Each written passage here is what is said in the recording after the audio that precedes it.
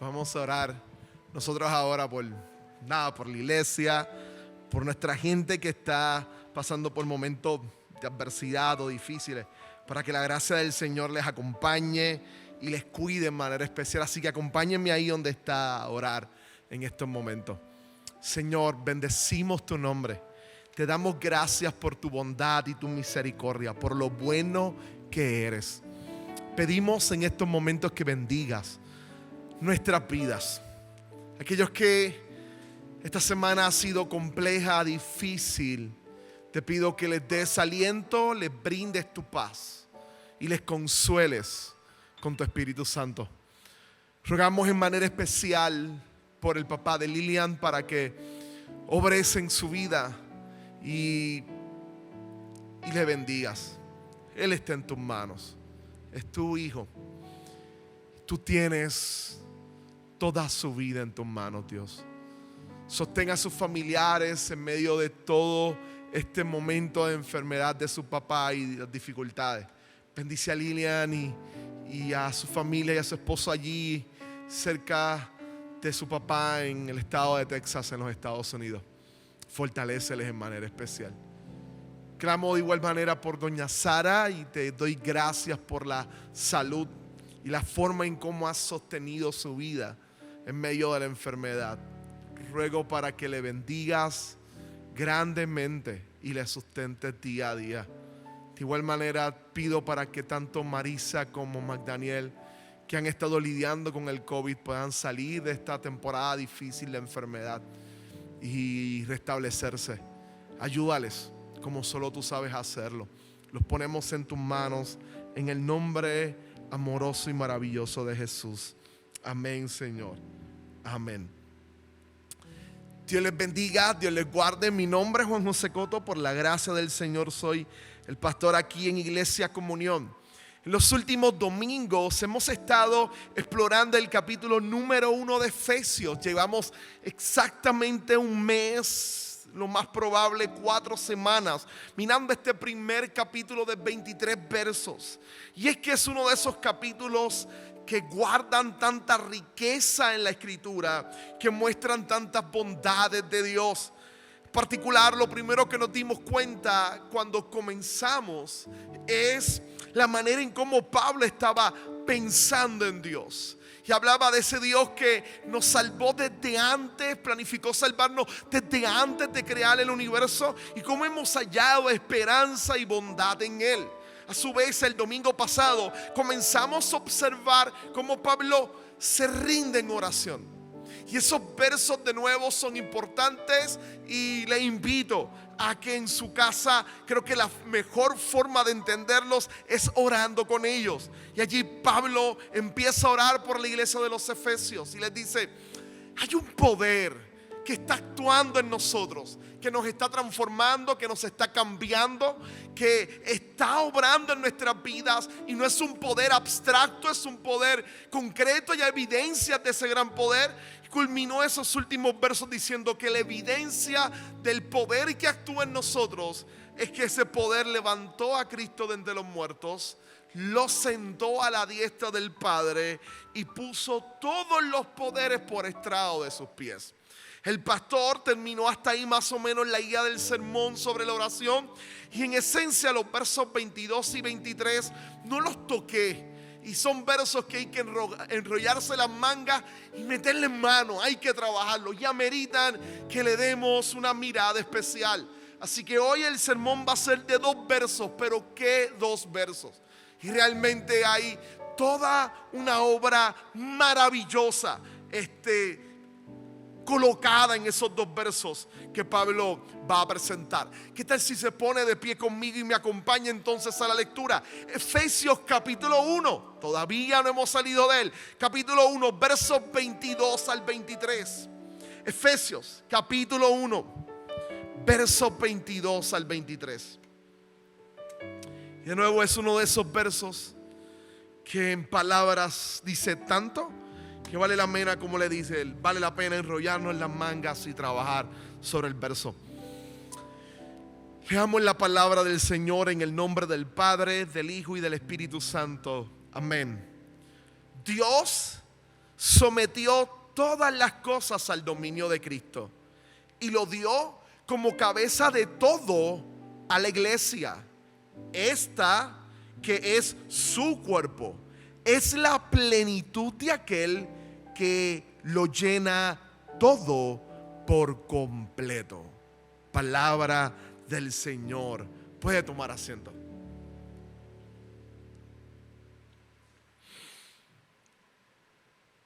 ¿Has visto o escuchado alguna vez una frase o una imagen que afirma la siguiente idea?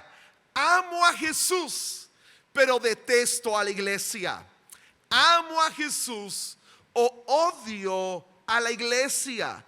Y yo sé que cuando nos acercamos a temas como esto, la forma o lo que está detrás de esa expresión es un profundo dolor o marcas o aflicciones por malas experiencias con la iglesia. Y sé que en muchas ocasiones hay mucho de lógica en ese razonamiento, pero si queremos ser bíblicos, si usted quiere acercarse conmigo a lo que dice la Escritura, tal planteamiento es imposible. No podemos hacer tal cosa como amar a Jesús y no amar a la iglesia. En la fe cristiana no existe tal cosa como tengo una relación con Dios, pero no quiero relacionarme con la iglesia. Yo sé que se ha vuelto bastante popular en nuestra sociedad altamente individualista, que provee espacio para pensar que yo puedo encontrar felicidad y plena felicidad en ausencia de relaciones con otros. Yo puedo encontrar la felicidad sin tener que relacionarme con otras personas. Y ese concepto se lo aplicamos a la espiritualidad y pensamos, yo soy espiritual, yo soy alguien que ama a Jesús, pero no creo en la iglesia. Y de nuevo, hay una gran cantidad de razones por las cuales las personas pudieran hablar de esto. Sí, tal vez en los últimos años la iglesia no ha dado el mejor ejemplo de tener a Jesús. Sin embargo, a pesar de todo eso, a pesar de que no ha dado el mejor ejemplo de seguir a Jesús, la Biblia tampoco es ingenua a esa realidad y a la complejidad de quienes forman la iglesia. Sin embargo, creo que algo que nuestra sociedad no ha tratado de callar o de tapar, y que un pasaje como este saca a la luz, es la belleza de la iglesia. La belleza de la iglesia. Ese es el tema de mi sermón hoy. La belleza de la iglesia. Hay dos puntos en estos dos versos que muestran la belleza de la iglesia. En el verso 22 nos va a hablar que su belleza se sostiene en su fundamento. Es gracias al fundamento de la iglesia que esta muestra revela una belleza incomparable. Pero número dos, además de la belleza que se muestra por medio de su fundamento, nos va a hablar que esa belleza es gracias a una relación particular que la iglesia posee. Una relación particular. Así que su fundamento y su relación son los dos puntos de mi sermón hoy. Déjenme comenzar directamente con el primero. La belleza de la iglesia se observa y se muestra a través del fundamento de la misma. Verso 22, mírelo conmigo. Dios sometió todas las cosas al dominio de Cristo y lo dio como cabeza de todo a la iglesia. Este no es el único pasaje que empieza a hablarnos sobre Cristo como fundamento. El Nuevo Testamento está lleno de expresiones que dicen que el fundamento de la iglesia es exactamente Cristo. Es estando en Cristo que la iglesia tiene sentido, que la iglesia genuinamente tiene o carece o posee, propósito en la vida. Así que Pablo nos va a decir aquí en uno de los primeros versos, el primer verso en toda esta carta que utiliza por primera vez la palabra iglesia, nos va a hablar de que su fundamento en esencia no es nada más y nada menos que Jesucristo, nuestro Salvador. Si recordamos los últimos versos del sermón de la semana pasada, Pablo empieza a hablar sobre el poder que está actuando, que actúa en Cristo Jesús.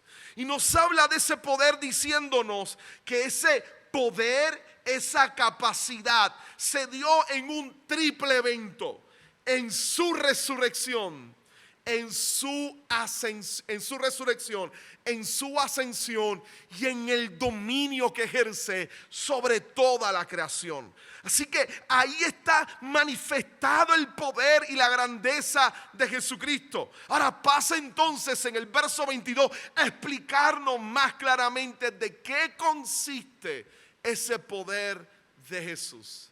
Ese poder que Jesús manifiesta y ejerce. Y en medio de hablar de ese fundamento y de hablar de ese poder, lo primero que nos hace es que nos muestra el dominio de Jesús. El dominio de Jesús.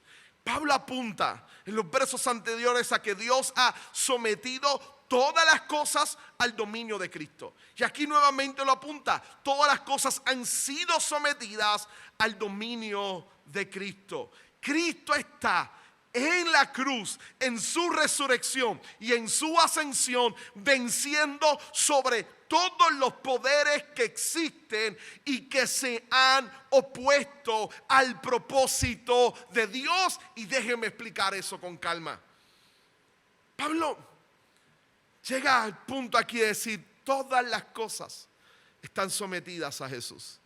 De nuevo, el verso anterior hablaba de que todos los poderes están por estrado de sus pies. Y esto es un verso importante y es un punto crucial en toda la carta de Pablo que amerita que nos detengamos un momento. ¿Cuáles son esos poderes que están por debajo de los pies de Jesús? ¿Cuáles son esos poderes en los cuales Jesús ejerce su dominio? En la carta Pablo claramente nos dirá que iba a identificar uno de ellos con nombre y apellido. Uno de esos poderes son nada más y nada menos que los poderes espirituales, los poderes de las tinieblas. Ahora bien, aquí se está refiriendo a Satanás y a los ángeles caídos, quienes operan en este mundo caído y dañan, destruyen. Su propósito es dañar, destruir a la humanidad, destruir a eso que Dios está salvando y transformando. Están ahí para oponerse al deseo del Dios Todopoderoso. Y lo que está diciendo Pablo es que Dios en Cristo está venciendo o ha vencido a todos esos poderes. En una carta similar a esta, la carta de Pablo a los Colosenses, Pablo dice que Dios tomó a esos poderes espirituales y los exhibió públicamente, triunfando sobre ellos. Y he tomado esta imagen en algunos momentos, pero vale la pena explorarla una vez más. Esa imagen de Pablo la toma del mundo del atletismo. Cuando estaba en las competencias de carrera y alguien ganaba o resultaba ganador en las olimpiadas griegas, al vencedor lo subían a un estrado y le daban una corona hecha con hojas de olivo. La colocaban sobre su frente, él se paraba en el estrado más alto y la gente se colocaba de pie y comenzaba a ovacionar, empezaba a aplaudir y a celebrar la victoria del atleta. Ahora, ¿qué hacían los atletas? Se quitaban la corona de olivo y empezaban a moverla de un lado hacia otro. Y mientras mostraban su premio, que era ese, de un lado hacia otro, la gente vitoreaba más fuerte y celebraba. Pablo está diciendo que Jesús en la cruz está tomando a los poderes de las tinieblas como si fueran su premio, demostrando que ha vencido sobre ellos y está moviéndolos de un lado al otro. Y de alguna manera, en la imagen de Pablo, tanto el cielo como la tierra comienzan a ovacionar a aquel que está muriendo en la cruz, porque a través de su muerte está derrotando a los poderes que se han opuesto al propósito propósito y al designio de Dios. A esos poderes de maldad los está venciendo en la cruz Jesús. Y en medio de vencerlos y de manifestarlos, Pablo aquí nuevamente vuelve a recordar: esos poderes están vencidos. Jesús los venció. Porque esto es crucial, importante, iglesia, comunión. Porque a veces en nuestras tendencias cristianas nos da con especular demasiado sobre pasajes como Efesios 6. Y ahí está, y lo trabajaremos en su momento. Nuestra lucha no es contra carne ni sangre, sino contra principados, contra potestades, contra gobernadores de las tinieblas en las regiones celestes. Y fácilmente la gente empieza a especular y les encanta, les llama la atención, les fascina todo lo que tiene que ver con ese mundo de oscuridad. C.S. Lewis, en su libro Cartas del Diablo a su sobrino, es un cuento sobre dos demonios, uno adulto y uno joven, y él está enseñando, el viejo al joven, cómo tentar a los cristianos, qué hacer y qué no hacer para hacer que un creyente reniegue su fe. Y en uno de los momentos él le dice: escucha bien, tienes que mantenerte de cierta manera neutral. El problema con los hombres es que o les encanta ver demonios en todos lados y de esa manera exaltan desmedidamente nuestro poder, o por otro lado ellos piensan que no existimos, de forma que podemos operar sin que nos llamen la atención o se den cuenta. Procura ambas de los dos, pero jamás permitas que tú individuo, el personal que él tiene, el demonio joven tiene que tentar, nunca permitas que él logre al punto en el cual reconozca que nuestro enemigo, hablando de Jesús, nos venció en la cruz. Y es que no vale la pena especular excesivamente en Efesios 6. E incluso la forma correcta de entender Efesios 6 y saber que la iglesia tiene una lucha espiritual es comprendiendo primero Efesios 1. Y es que Jesús venció ya sobre todos esos poderes. Estamos peleando con ellos, pero Jesús ya los venció en la cruz por nosotros. Se enfrentan continuamente y producen mal, pero Jesús ya los venció por nosotros en la cruz. Él venció todos esos poderes.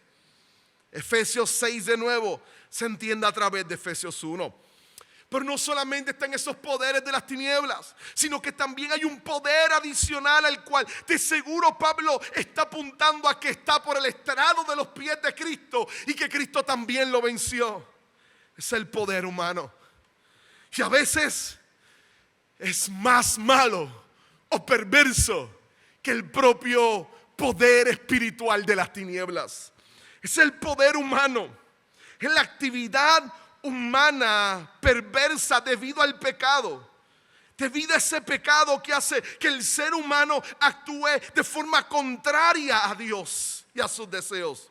Son actos como la traición, la mentira, el soborno, el abuso del poder político. Lo que vemos cuando leemos las narraciones del Viernes Santo, lo que observamos al mirar el día en que crucifican a Jesús, no es otra cosa que traición, mentira, soborno y abuso del poder político.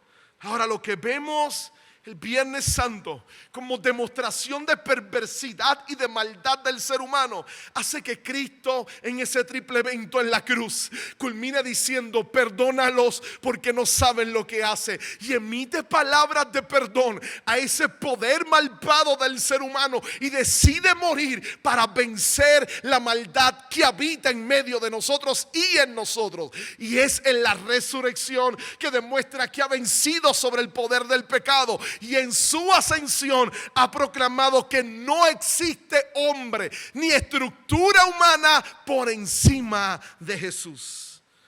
No existe hombre ni estructura humana por encima de Jesús. Pablo, junto con Israel, recordarán que no hay poder humano que detenga la obra del Señor. Que la última palabra no son de los que gobiernan o los que dirigen la sociedad. Que el único Dios que tiene poder de decidir quién vive y quién muere es el Dios eterno que ha vencido estos poderes en Cristo Jesús y ha manifestado su grandeza sobre ellos. Ahora sí, si el dominio de Jesús es sobre los poderes espirituales y sobre los seres humanos, el pasaje también nos brinda la oportunidad de observar qué tipo de poder Jesús usa para vencer. Si ha dominado, lo ha dominado con poder, y vale la pena mirar esto. Nosotros vivimos en una sociedad donde palabras como dominio, control y poder son palabras ofensivas y malas. Pero en este pasaje, Pablo está argumentando que Dios en Cristo le ha dado el dominio para que ejerza exactamente eso: dominio, control y poder sobre todo lo creado. Ahora, ¿qué hacemos? Es por eso la Biblia anticuada, es por eso nosotros, una sociedad moderna que hemos avanzado en la comprensión de la realidad, los que rechazamos una idea tan antigua como que Cristo tiene dominio, control y poder sobre todo el universo. Este mundo, influenciado por filosofías como las de Foucault, piensa que de nuevo dominio, control y poder implican actividades opresivas, que quien las ejerce oprime. Sin embargo, debemos recordar que cuando de Dios se trata, ese acto de dominio, control y poder, quien lo ejerce es la suma del bien perfecto. Él es bondadoso y bueno. No es un tirano. Es un Dios bondadoso y bueno. Déjeme volverlo a repetir. Es un Dios bondadoso y bueno. Y ese Dios bondadoso y bueno ejerce poder y dominio sobre toda la creación. Por lo tanto, su ejercer de poder y de dominio implica bondad. Cuando Él ejerce poder y dominio, lo hace por el sumo bien, por la bondad pura. Lo hace para mostrar la belleza de su bondad maravillosa y misericordiosa. Es tanto así que tal vez la Escritura gritará que el poder más grandioso del mundo es el amor. Ese es el poder más grandioso. De nuevo, el amor es el poder más grandioso del mundo. Y la Biblia va a gritar que si el amor es el poder más grandioso del mundo, el sacrificio es la forma en que ese poder se manifiesta.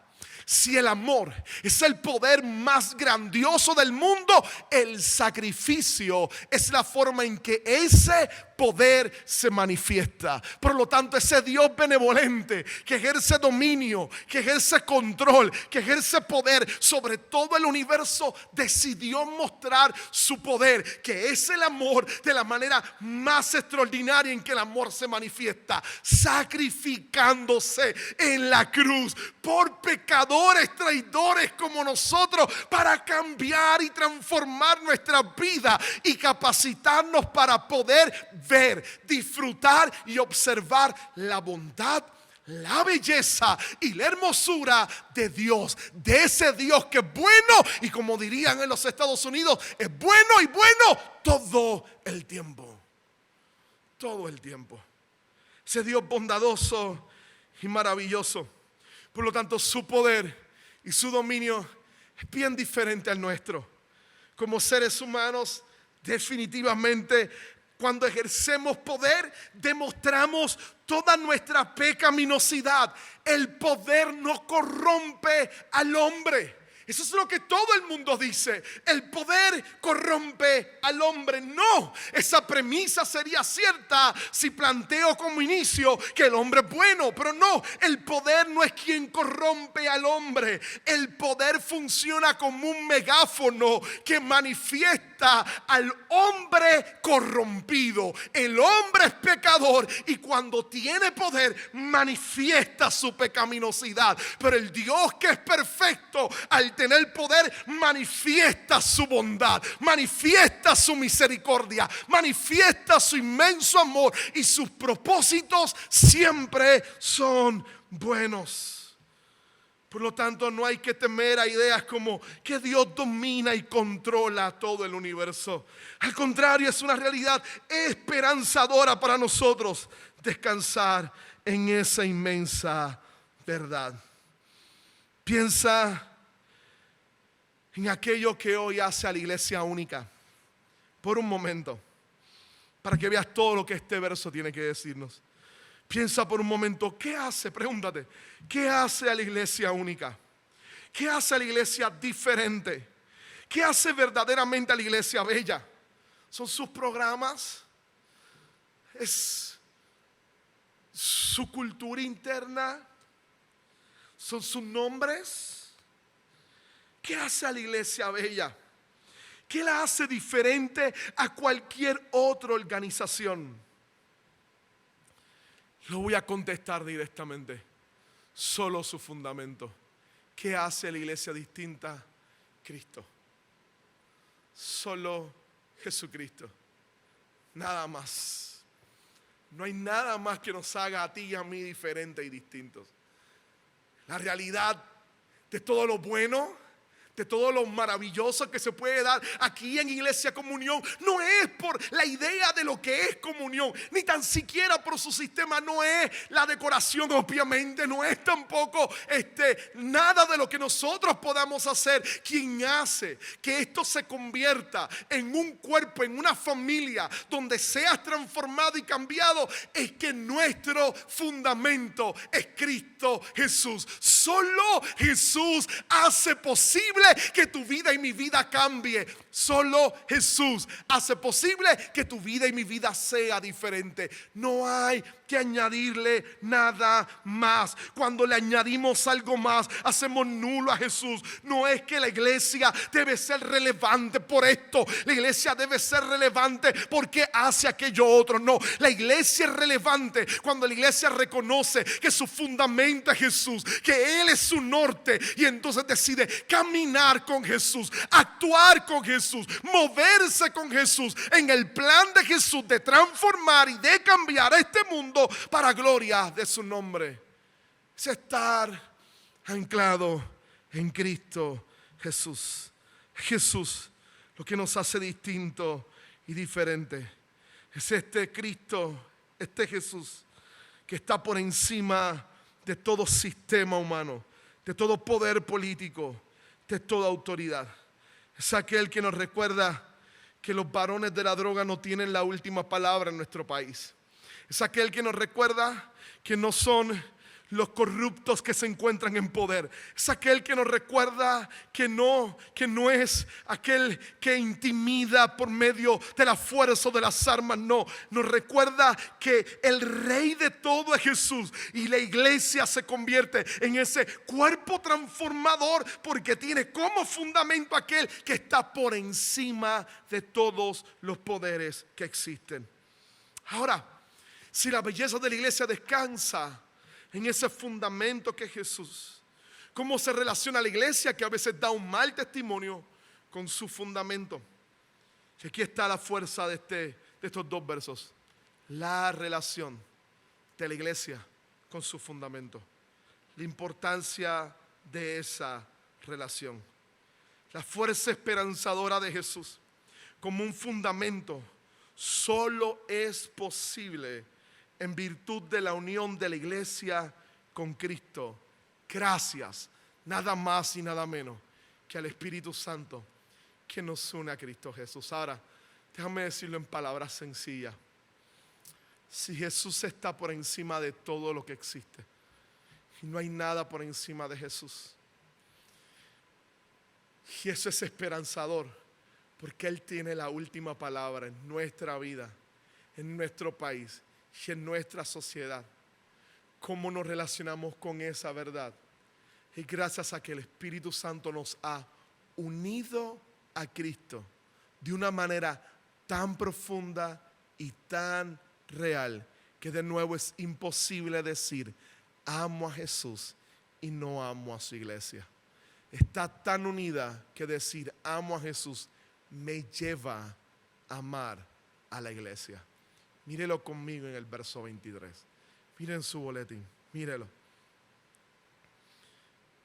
Dice que da como cabeza de todo a la iglesia. Esta, refiriéndose a la iglesia, dice Pablo, es su cuerpo. Esa que es la iglesia es la plenitud de aquel que lo llena todo por completo. Que lo llena todo por completo. Aquí, escúchenme bien ahora, grábese esto que voy a decir. Aquí tenemos una de las construcciones más complejas de los escritos de Pablo y del Nuevo Testamento. Y como les decía, hay que enrollarnos en las mangas y trabajar con ella. Así que déjenme resumirla y simplificarla. Y sé que va a sonar extraña yo hacerlo. Y luego voy a pasar a explicarla. ¿Qué Pablo está diciendo aquí? Nos dice Pablo, escucha bien, nos dice Pablo que Cristo es la cabeza y la iglesia es su cuerpo, pero que en virtud de esa unión Cristo coloca como cabeza de este universo a su iglesia, ya que Cristo se siente completo solo cuando está unido a la iglesia. Es difícil y es extraño una expresión como esta. Así que déjenme explicarla. De nuevo, hay tres aspectos aquí. Cristo es la cabeza. Estamos unidos a Él y coloca a la iglesia como cabeza del universo. ¿Cómo rayos sucede eso? ¿Qué significa eso? Y número 3, pareciera que Cristo está diciendo, solo me siento completo cuando estoy unido a mi iglesia. ¿Qué rayos significa esto? Empecemos por una parte primero. Hablemos de la relación de la cual Pablo está apuntando aquí. Cristo lo ha dicho y lo sostiene de nuevo, es la cabeza. Si la iglesia es el cuerpo, Cristo es la cabeza. ¿A qué se refiere esto? No es solo una imagen de la construcción o de la anatomía humana, sino que más que eso es una imagen social que se vivía en el tiempo de Pablo. Jesús está diciendo que el líder, el jefe, la autoridad máxima en la iglesia es nada más y nada menos que Cristo. Y esto vale la pena mirarlo. Una de las grandes razones por las cuales nuestra sociedad tienen malas experiencias con la iglesia, en muchos casos se debe al liderazgo de la iglesia. No es la gente, no es el pueblo, somos los que estamos acá arriba. Nosotros somos los culpables de que la sociedad mire de manera incorrecta a la iglesia. Si a alguien le tienen que echar la culpa, son a los que cargan cuello clerical, son los que estamos acá arriba. Somos los que hemos jurado como parte de nuestros votos ser fiel al cuerpo de Cristo. Somos nosotros. Y el problema en muchas ocasiones es que hemos distorsionado, los líderes de la iglesia, los que dirigimos iglesia, hemos distorsionado la realidad y el fundamento de la iglesia. Saber que la iglesia no me pertenece a mí, no es mía, no es mi propiedad, no me pertenece a mí. Yo no soy quien domina sobre ella. Se me olvida o se nos olvida a veces que Cristo es la cabeza y la autoridad de la iglesia, que yo soy un miembro más de esa iglesia, que por la gracia de Dios tengo la oportunidad de ser llamado a predicar y acompañarlos ustedes en este caminar, y por la bondad de Dios se me ha colocado en un oficio para dirigir a su grey. Pero yo no soy el pastor titular, yo no soy el dueño de las ovejas, yo soy un pastor encargado por el dueño de las ovejas a que cuide de su grey y le voy a rendir cuentas a Él por cuidar a aquellos que ama tanto que dio su vida por ellos en la cruz. Comunión no es mi iglesia. Yo no soy dueño de ella. Yo soy parte de comunión. Comunión es de Jesucristo. Y el día que eso se nos olvide, fracasamos. Ahí entonces se manifiesta nuestra pecaminosidad y abuso de poder. Y todo eso que hiere, lastima y daña a la gente. No, el líder máximo es Cristo. Y Él ha instituido ancianos en su iglesia. Pero debemos recordar que Cristo es la cabeza. Es el jefe de la iglesia. Él es la autoridad máxima. En las iglesias presbiterianas, nuestro gobierno es presbiteriano. Hay multiplicidad de pastores y ancianos porque el fundamento de nuestra doctrina de gobierno es que la única autoridad es Cristo Jesús. Y la ha mostrado a través de su palabra. Él es el pastor de los pastores. Y nosotros nos debemos a Él. Total y plenamente a Él. Cristo es la cabeza y el jefe de la iglesia. Número 2, no solamente esa relación de Cristo como jefe y la iglesia como su cuerpo, sino que ahí mismo nos enseña que, tomando esa misma imagen, que Cristo decide manifestarse y actuar a través de ese cuerpo que es la iglesia. Por lo tanto, lo segundo que debemos mirar en ese texto son las consideraciones que está presentando Pablo. Si la iglesia entonces es su cuerpo, está apuntando a una unión gloriosa y plena, en la cual de alguna manera está apuntando a que Cristo se siente completo solo cuando está en relación con ella. ¿Cómo poder comprender esto? No significa que Cristo es menos Dios si no tiene a la iglesia, no. Hay una doctrina cristiana fundamental que se llama la aceidad. Los teólogos le llaman la aceidad como atributo de Dios. ¿Qué significa eso? Dios es Dios y plenamente Dios sin nosotros. No nos necesita para ser Dios. Esta visión antropocéntrica que Dios necesita del ser humano es falsa. En la eternidad pasada Dios era pleno sin nosotros.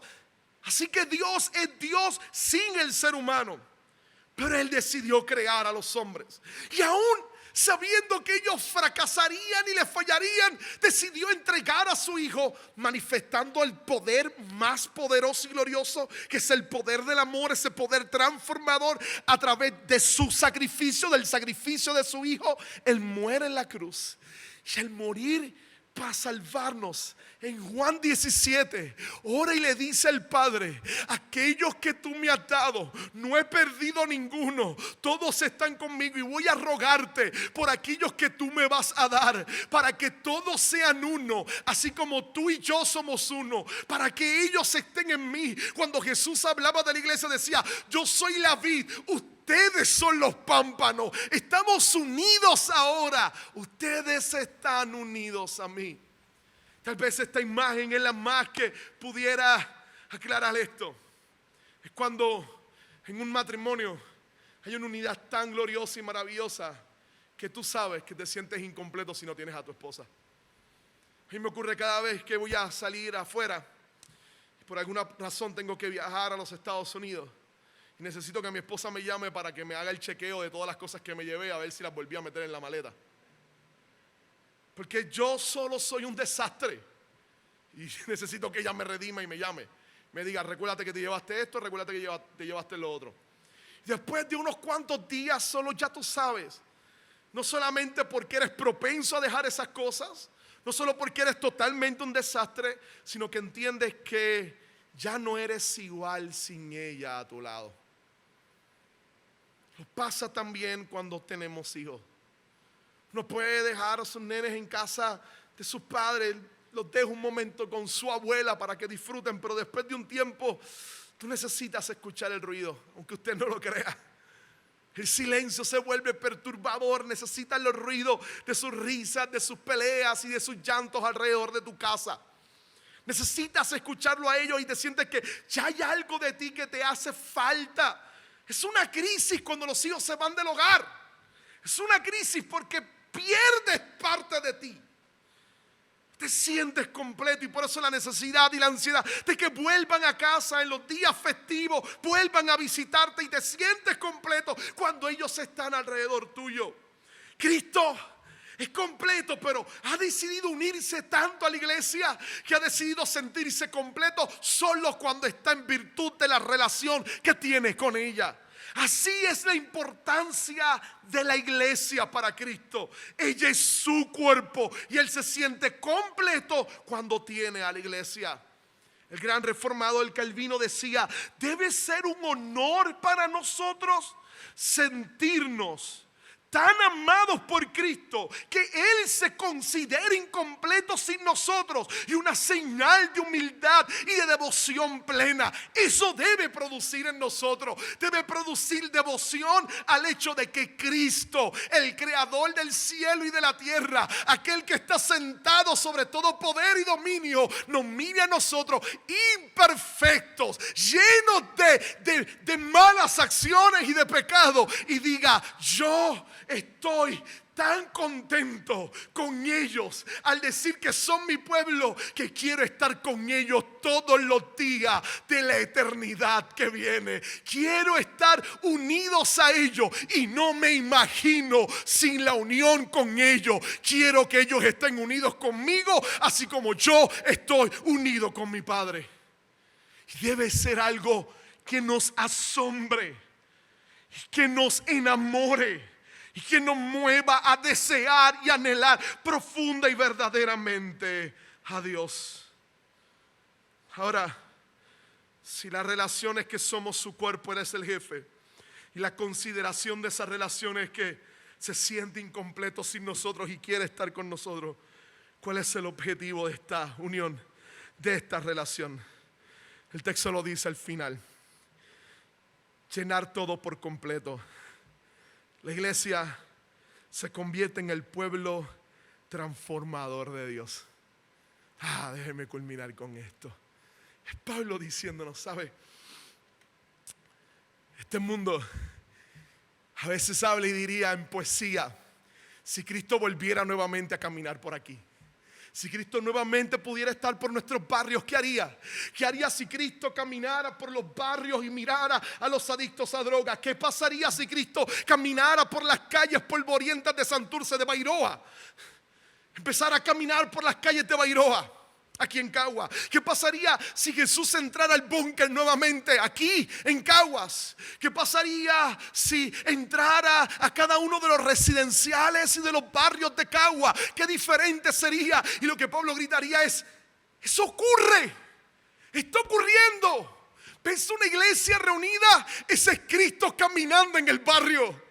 ¿Ves a un pueblo de personas reunidos cantándole a Dios? Ese es Cristo reunido en el barrio. Si quieres ver a Jesús, veámonos a nosotros como el cuerpo de Cristo, llamado a ser ese cuerpo que transforma, que manifiesta, que muestra el amor y el poder de Jesús. Somos llamados en misión a ser ese pueblo que es lanzado a vivir a esa altura, y es llamado a manifestar el poder y la grandeza de Jesús en cada barrio, con cada familia, con cada persona. Tú y yo somos llamados a manifestar a Jesús. ¿Cómo hacer eso en medio de nuestra debilidad tan grande? No es por nuestra capacidad. Estamos bien lejos de poder representar dignamente a Jesús.